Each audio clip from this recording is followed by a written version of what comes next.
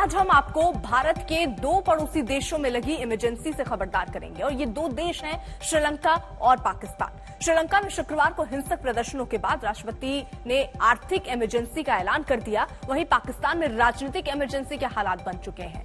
राजपक्षे सरकार के राज में श्रीलंका इतना कंगाल हो गया कि नौबत गृह युद्ध की आ चुकी है। वहीं पाकिस्तान में इमरान सरकार के राज में सियासत इतनी कंगाल हो चुकी है कि राजनीतिक युद्ध छिड़ गया। पाकिस्तान में विपक्ष ने इमरान सरकार के खिलाफ अविश्वास प्रस्ताव रखा, जिसके बाद 3 अप्रैल को इमरान सरकार गिर सकती है।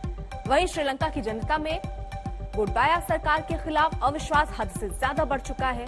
लोग अब सड़कों पर उतर आए हैं और इसका नतीजा ये हुआ कि श्रीलंका और पाकिस्तान भारत के दोनों पड़ोसी देशों में नौबत आपातकाल की आ चुकी है। बस अंतर यह है कि श्रीलंका में आधिकारिक घोषणा हो गई है, लेकिन दोनों देशों की इस हालत के लिए एक जैसी वजह जिम्मेदार है, जैसे कि हद से ज्यादा बढ़ चुका विदेशी कर्ज, रिकॉर्ड तोड़ती महंगाई दर, सरकार पर भ्रष्टाचार के आरोप और चीन से दोस्ती की कीमत।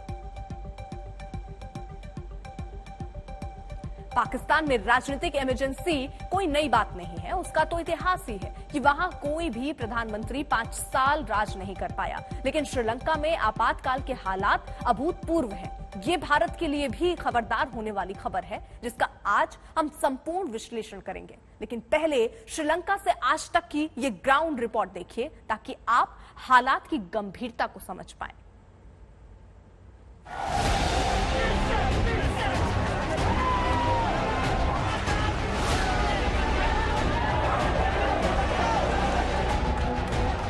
जब जनता के सब्र का बांध टूटता है तो गुस्से की आग में सरकार और सिस्टम भस्म हो जाते हैं। भारत के पड़ोसी देश श्रीलंका में सरकार के खिलाफ गुस्से का सैलाब आया है। आर्थिक बदहाली का आलम यह है कि लोगों के भूखों मरने की नौबत आ गई। 13 घंटे के पावर कट ने जनता के दिमाग का फ्यूज उड़ा दिया है। श्रीलंका के हालात किस कदर खराब हैं, अगर ये समझने के लिए मैं आपको ये बताऊं कि यहाँ 12 से 13 घंटे की बिजली की कटौती हो रही है, क्योंकि डीजल है नहीं, सप्लाई है नहीं, पावर प्लांट जो है वो ठीक से चल नहीं रहे हैं। और जो होटल है, हम जैसे जिस होटल में हमें रहना है, मैं आपको तस्वीर दिखाऊँ, अगर हमें ऊपर जाना है 8वीं मंजिल पर तो बिजली नहीं है, इसलिए लिफ्ट नहीं चल रही। देखिए ये सारे लिफ्ट बंद है। 11, 12, 13 घंटे ज़्यादातर जो होटल है वो बैकअप से चलाते हैं जनरेटर, जिसके लिए डीजल चाहिए, लेकिन डीजल की भी सप्लाई नहीं है। और अब वो कई सारे जो होटल हैं वो ब्लैक मार्केट से डीजल ला रहे हैं। ना कहीं लाइट है, ना एयर कंडीशन है, ना पंखा है, और यहाँ की गर्मी में हर कोई बस पसीने से जूझ रहा है। सिस्टम पे कोई भी लैपटॉप, सिस्टम, प्रिंटर कुछ भी काम नहीं कर रहा है। अपने कमरे में भी अगर हम जाते हैं तो वहाँ भी 11-12 घंटे की ये, चूँकि हम यहाँ पर पहुँचे हैं तो तस्वीर समझ में आती है। श्रीलंका में खाने पीने की चीजों की इतनी भारी कमी हो गई है कि महंगाई अब हद से गुजर चुकी है। अब लोगों के पास न खाने की हैसियत बची है, न खरीदने के पैसे। चीनी 290 रुपए किलो, चावल 500 रुपए किलो, एक कप चाय 100 रुपए, ब्रेड का एक पैकेट 150 रुपए, 1 किलो दूध पाउडर की कीमत 1975 रुपए, एलपीजी सिलेंडर का रेट 4119 रुपए और पेट्रोल 254 रुपए लीटर मिल रहा है। हालत ये हो गई है कि 2 वक्त की रोटी खाने के लिए भी लोगों के पास पैसा नहीं है। कोई रास्ता नहीं बचा तो 2 करोड़ लोग सड़कों पर आ गए। भूखी, प्यासी और हैरान परेशान जनता राष्ट्रपति गोटाबाया राजपक्षे और उनकी सरकार के खिलाफ सड़कों पर उतर आई। राष्ट्रपति को इस समस्या के बारे में कल ही पता चला। किसानों के पास एग्रो केमिकल नहीं है, वो गद्दार हैं। क्या उन्हें ये कल ही पता चला? लोगों के पास कमाने और खाने का कोई जरिया नहीं बचा, और जो पावर में हैं, वो अपने महलों में लग्जरी लाइफ का आनंद उठा रहे हैं। सैकड़ों हजारों लोगों ने बैंक से लोन लिया हुआ है। बैंक अब उनको लोन चुकाने के लिए नोटिस दे रहे हैं। वो हमारे साथ ऐसा क्यों कर रहे हैं? मैंने सुबह से कुछ नहीं खाया है। उनको वोट देने के बाद ऐसी जिंदगी जीने का क्या मतलब है? हम अपने बच्चों को खाने के लिए क्या दें? हम दूसरों के पाप की सजा भुगत रहे हैं। श्रीलंका की आर्थिक हालत इतनी खराब हो चुकी है कि वहां अब पेट्रोल डीजल की कमी की वजह से हाहाकार मचा है।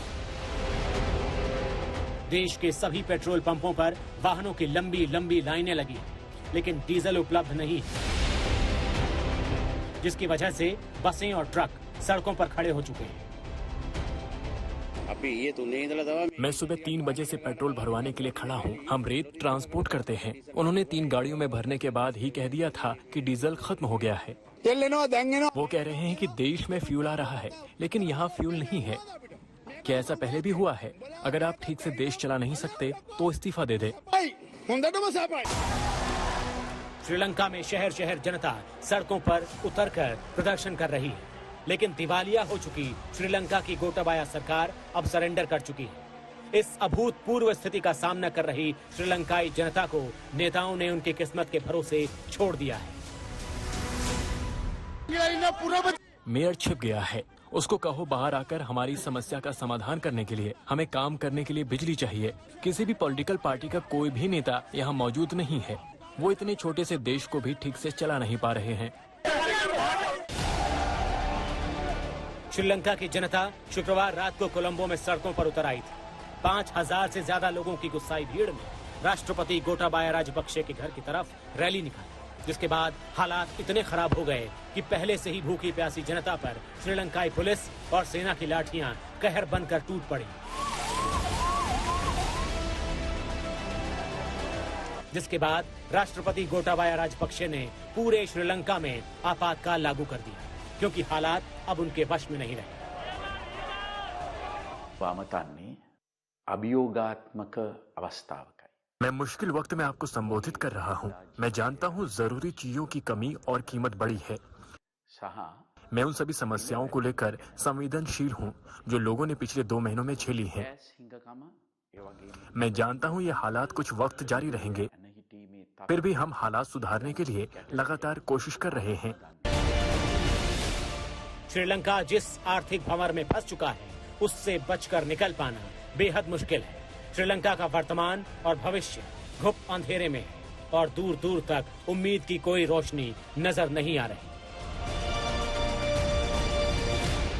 श्रीलंका की विपक्षी पार्टियों के बीच बैठकों का दौर जारी है और ये सब तब जब यहाँ के जो हालात हैं वो इस कदर खराब हुए हैं कि सड़कों पर ना तो गाड़ियों को दौड़ने के लिए डीजल मिल रहा है, ना पेट्रोल मिल रहा है, ना आम आदमी को खाने के लिए राशन पर्याप्त है और ना ही जीने के लिए बुनियादी सुविधाएं इस समय लोगों को मयसर हो रही हैं। आप ये समझिए कि चाय की प्याली जो कभी 30 रुपए में मिलती थी वो अब 150 रुपए की हो गई है। दूध, दवाइयाँ, जो मार्केट है, सुपरमार्केट, हर जगह बुनियादी चीजों की किल्लत होने लगी है और इस किल्लत के लिए यहाँ की जनता और यहाँ का विपक्ष सीधे सीधे राजपक्षे सरकार को, राष्ट्रपति को दोष दे रहा है कि इनकी गलत आर्थिक नीतियों के चलते ही श्रीलंका की ये हालत हुई है। कर्ज से इस कदर दबा हुआ है कि उसे चुकाने में न जाने कितने दशक बीत जाएंगे। श्रीलंका का फॉरेन रिजर्व खत्म हो चुका है। आयात करने के लिए उसके पास बिल चुकाने के पैसे नहीं हैं और इन सब के बीच जनता बेहाल है, परेशान है। 12-13 घंटों की बिजली की कटौती है, बुनियादी चीजों की किल्लत है। श्रीलंका से ये खास रिपोर्ट लेकर मैं आशुतोष मिश्रा, आज तक।